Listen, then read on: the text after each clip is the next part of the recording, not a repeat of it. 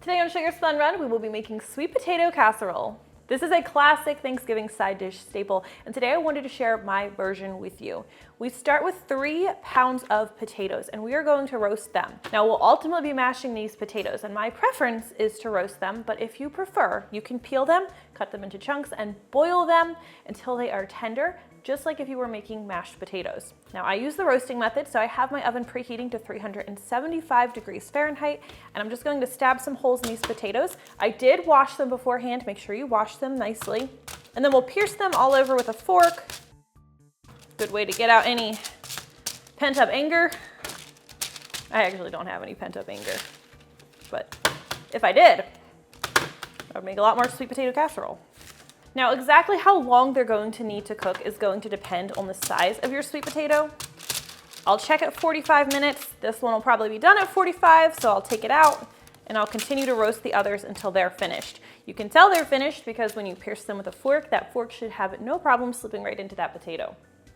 If you encounter a lot of resistance, potatoes just need to go longer. You could also cook them in the microwave instead if you prefer.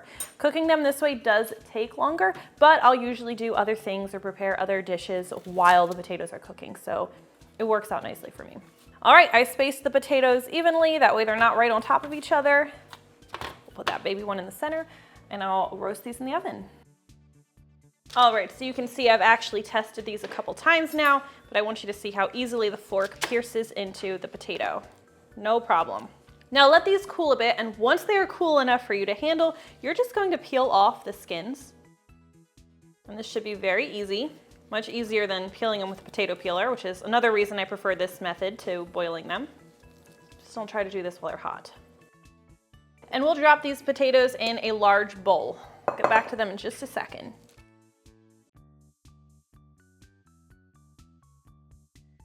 Looks particularly brutal right there.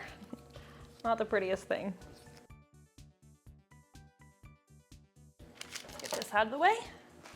All right, now we're going to go ahead and mash these sweet potatoes. If you would like, you can leave some discernible pieces or chunks of sweet potato behind so it's not totally smooth or all the same consistency.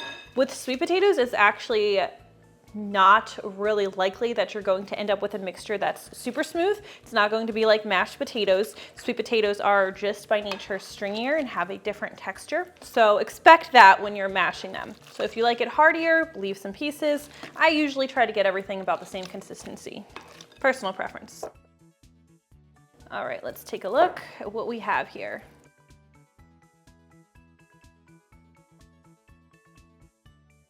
All right, now sweet potato casserole gets a lot of flavoring added to it, making it even sweeter than it would be anyway.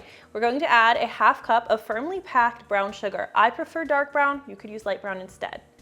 We'll also be adding a ½ cup of salted butter. I have melted this butter, as you can see, mostly melted, I'd say. If your butter is super soft or if your potatoes are still pretty warm, you don't even need to melt it.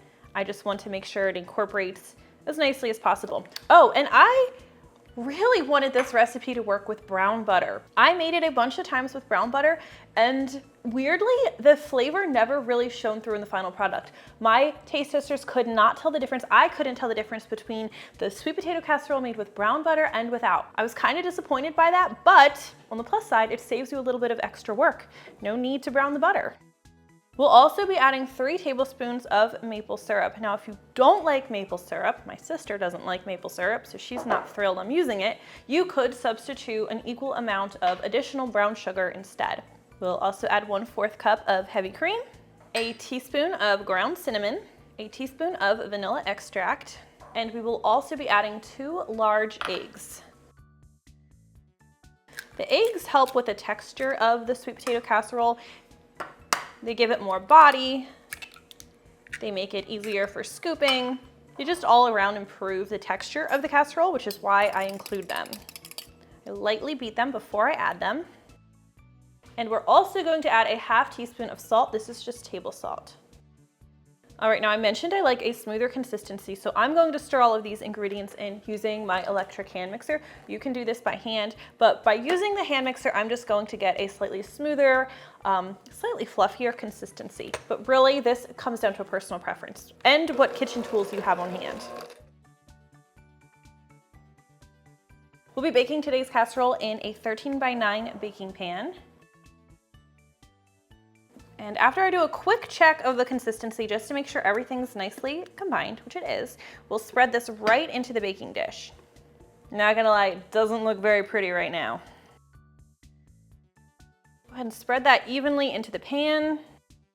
So sweet potato casseroles typically either use candied pecans on top or marshmallows. I like to use a blend of both. I like to take a cup of chopped pecans and scatter them over the casserole. This adds a nice little bit of texture.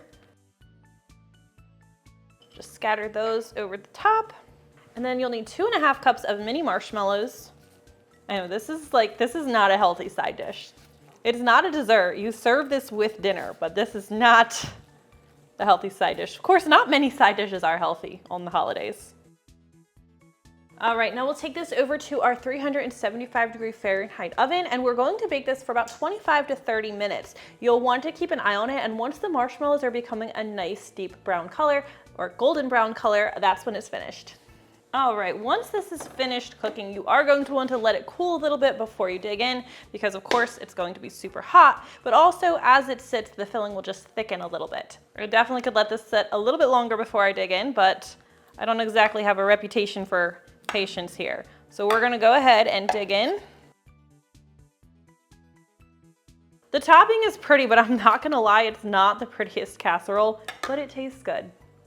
And that is how you make my personal favorite sweet potato casserole. If you try this one at home, please let me know what you think. I always love hearing from you. Thank you so much for watching, and I will see you next time.